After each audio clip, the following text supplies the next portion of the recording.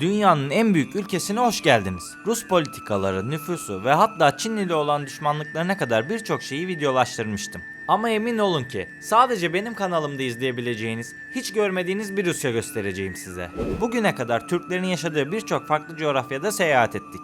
Moldova'da yaşayan Hristiyan Türklerin dışında İran'da, Rusya'da ve Doğu Türkistan'da yaşayan Türklerden de bahsetmiştim.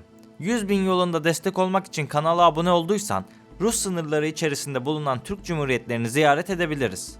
Burası çok az insanın bildiği, Asya'nın tam ortasında bulunan ve Rusya'ya bağlı bir özerk bölge olan Tuva Cumhuriyeti. Daha da ilginci ise burada Budist Türkler yaşıyor. Şaşırdınız mı? Ne yalan söyleyeyim, ilk duyduğumda ben de çok şaşırmıştım. Tuva Cumhuriyeti, çoğu insanın adını bile duymadığı, haritada göstermekte zorlanabileceği sıra dışı bir yer ama bizim için çok ama çok önemli. Bu küçük ama benzersiz cumhuriyet, Rusya Federasyonu'nun bir parçası olarak Moğolistan'ın kuzeyinde yer alıyor. Rusya'ya bağlı bir federe bölge olsa da kendi kendini yöneten bir cumhuriyet olarak benzersiz bir kültürel zenginliğe ev sahipliği yapıyor. 170.500 km² yüz ölçümüne sahip olan bu coğrafya, komşumuz Yunanistan'da dahil olmak üzere pek çok Avrupa ülkesinden daha büyük olsa da nüfus bakımından Avrupa ülkelerinin bile gerisinde kalıyor. Başkentleri Kızıl Vilayeti ile Rusya başkenti Moskova arasında mesafe neredeyse 5.000 kilometre ve Cumhuriyet'in nüfusu yaklaşık 315.000. Burada yaşayan halk Tuva Türkleri ya da Tıva Türkleri olarak bilinir. Genellikle Türk dillerine mensup bir dil konuşurlar ve bu nedenle kültürel ve tarihi bağlamda Türk halklarına dahil edilirler. Tuvaların ulusal alfabesi Göktürk, Turan, Orhun alfabesi olarak da bilinen eski Türk alfabesidir.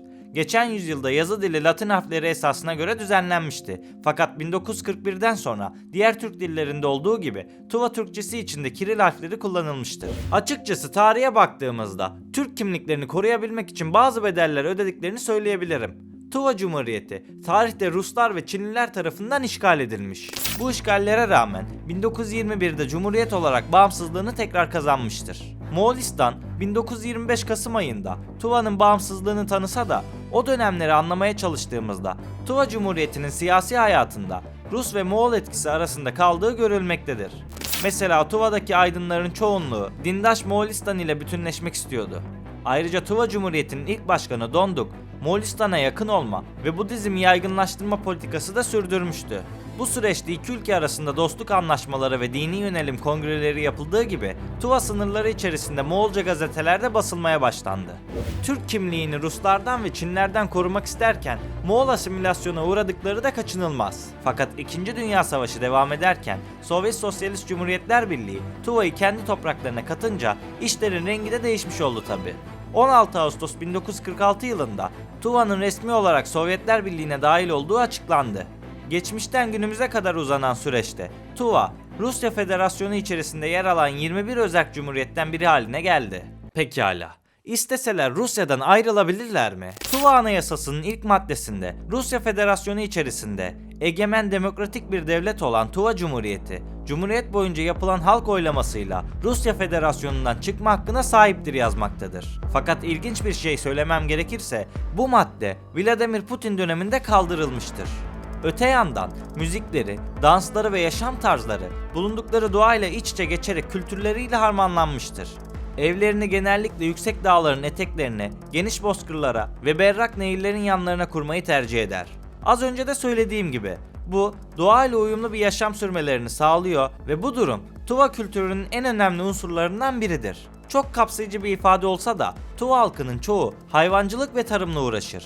Hayvancılık ve tarım onların geleneksel yaşam tarzlarının temelini oluşturuyor. Tuva Cumhuriyeti doğal güzelliklerin yanı sıra kültürel ve dini zenginliğiyle de büyüleyici bir yer.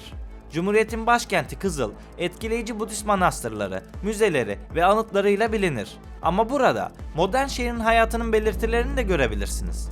Alışveriş merkezleri, restoranlar ve hatta bir üniversite. Aslına bakarsanız Tuvalar üzerine pek kaynak yok.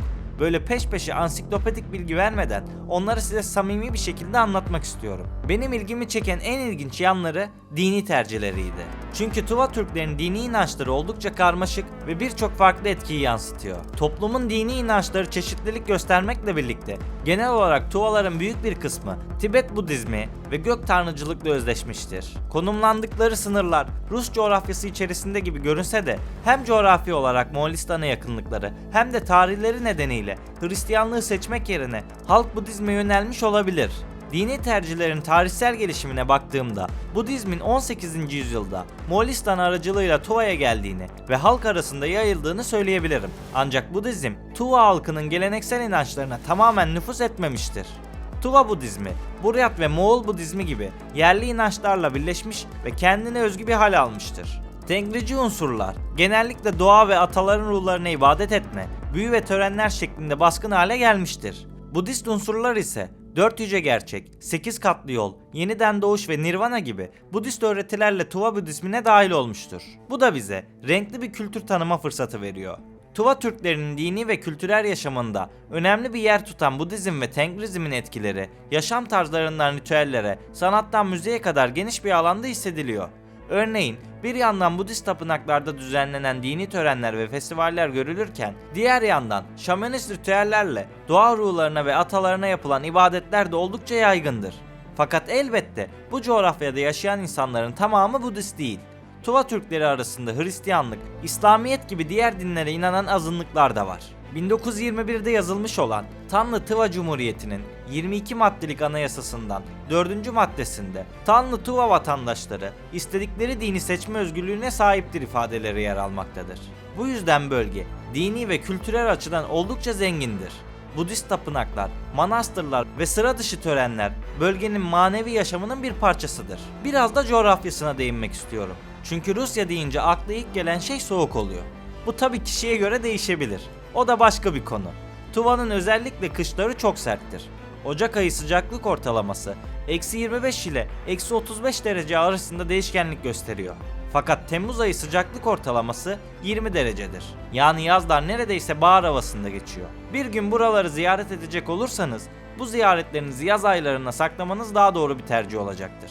Kendi ülkesini karış karış gezmiş birisi olarak bu topraklarda adımlamak şüphesiz bana kendimi mutlu hissettirecektir. Bu sebeple özellikle yabancı kaynaklarda nerelere gidilir diye küçük bir araştırma yapınca karşıma Rusya'nın en tehlikeli yeri olduğuyla alakalı bilgiler de çıktı.